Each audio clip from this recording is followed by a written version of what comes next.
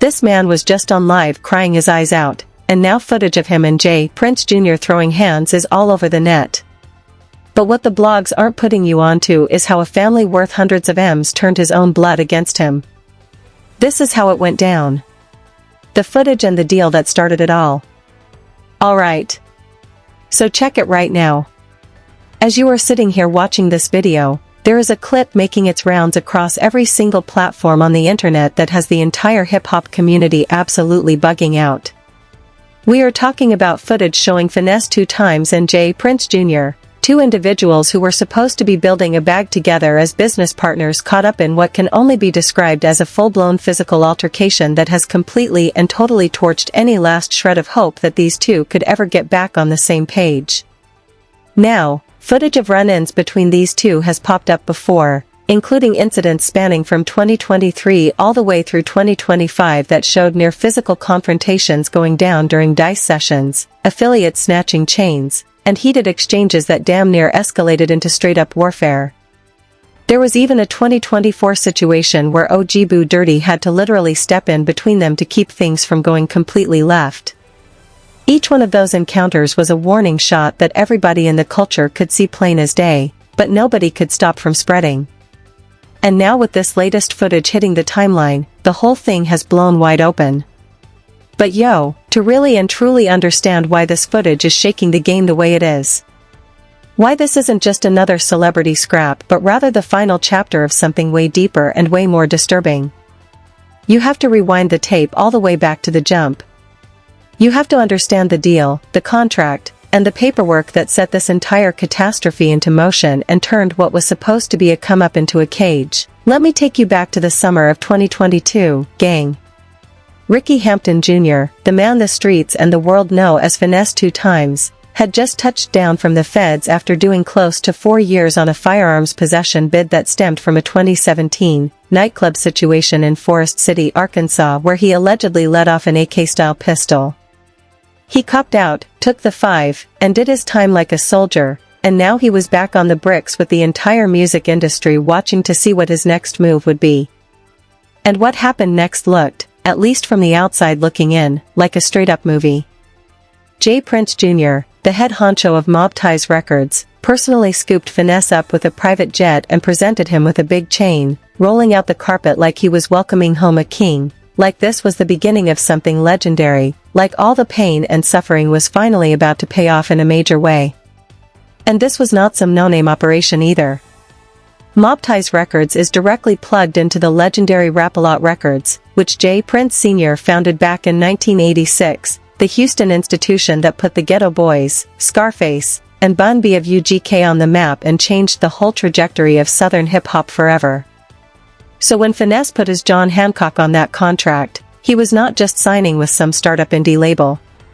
He was getting initiated into an empire with roots stretching back damn near 4 decades. An empire built on a reputation that commands both deep respect and deep fear throughout every corner of the music industry. But here is where the fairy tale flips into a horror story. And I mean that with everything in me. The contract that Finesse signed was, according to a leaked document that Rap Intel put out in mid-January 2026, structured in a way that a whole lot of industry heads and legal experts have straight up called predatory. The deal reportedly broke down to 35% going to Finesse, 35% sliding over to Mob Ties, and another 30% getting funneled to J. Prince Entertainment, which goes by JPE. And this was not just touching album sales.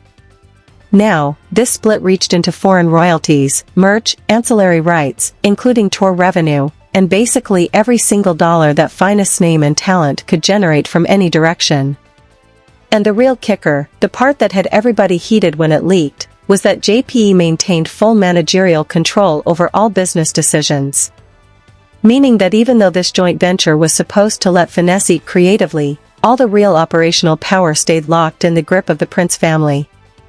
In viral live streams from January 2026, the Memphis rapper had a full-on emotional breakdown in front of thousands of viewers, tears running down his face as he described producing 2 whole projects with barely any promotion from the label, shelling out 10 to 15 racks per music video from his own pocket, and having show offers worth serious money get turned down by Mob Ties, which forced him to go hunting for independent deals that could have been worth anywhere from $10 to $20 million.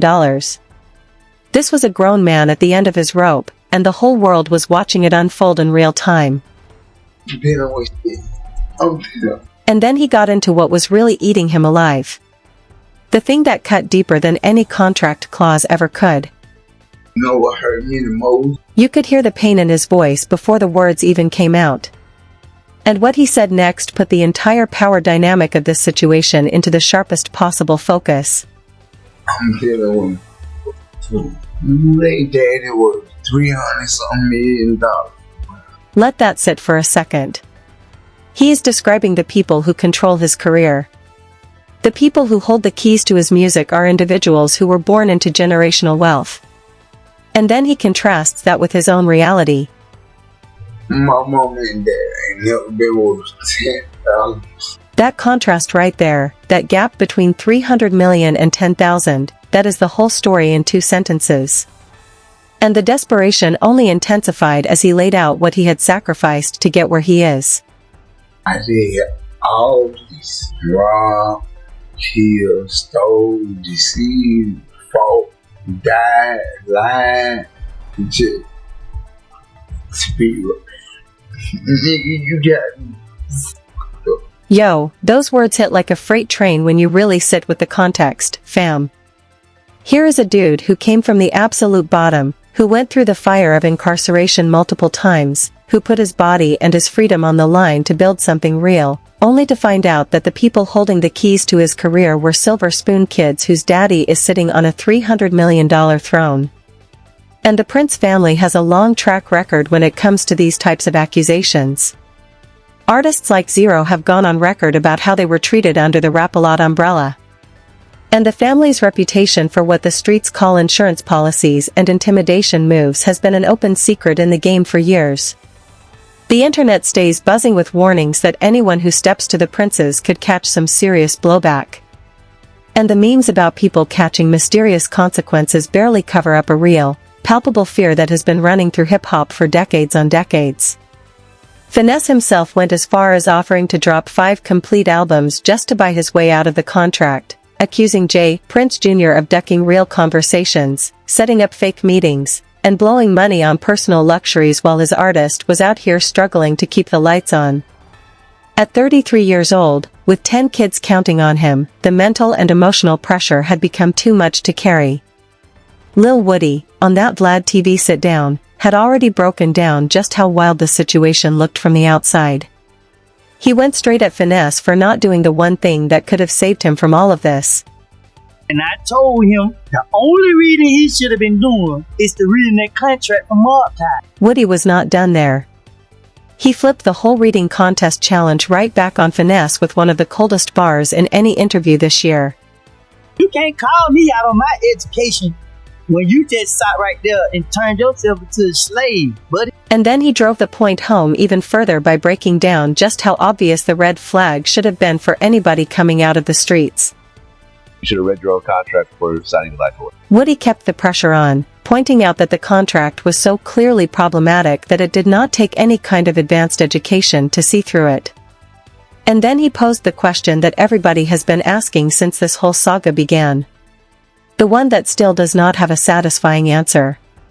It didn't take a rocket science to figure out there was a bad contract. We grow up watching these rappers sign bad contracts. How the world do we sign one? Help me understand. That is the $1,000,000 question right there. And then Woody capped it all off by flipping the whole literacy debate on its head with some real street philosophy. Everything you just said proved to be a bad contract. You can't. See, the problem with Finesse is you can't come on here and try to make me illiterate. However you pronounce it, at least I can comprehend. And one more gem because Woody was genuinely cooking in this entire segment. See, you reading. If that kid can read, he's reading. What's the purpose of reading if you can't comprehend? I rather comprehend than know how to read. Woody was out here cooking with that one. No cap. And that is the foundation of this whole mess right there. That is the deal. That is the trap. And that is exactly why when you press play on that footage of Finesse2tymes and Jay Prince Jr. getting into it, you are not watching some random scuffle between two dudes who got heated. You are watching the violent eruption of a relationship that was built on exploitation, desperation, and a stack of broken promises as tall as a skyscraper. Blood in the water, beefs, betrayals, and the breaking point. Now, if the contract was the sickness, then what went down next was the infection spreading through every single relationship, finessing 2tymes, eating away at alliances, destroying bonds that were built in the trenches, and pulling innocent people into a war zone they never signed up for. Because the fallout from this mob ties situation did not stay in its lane between Finesse and Jay Prince Jr. It spilled over into other beefs, other feuds, and other confrontations that collectively created the most chaotic, most turbulent, and most destructive stretch in Finesse' already wild and unpredictable life. And no relationship got hit harder, more publicly, and more unnecessarily than the one between Finesse2tymes and his former labelmate, Honeycomb Brazy.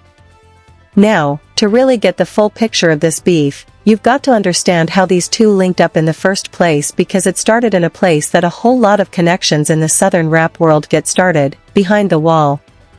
While Honeycomb Brazy was doing a bid stemming from 2021 charges connected to a shooting that tragically took the lives of his own grandparents, Finesse was locked in on his own federal case. Cats in the system who knew both of them started playing matchmaker. Finesse breaks the whole origin story down himself.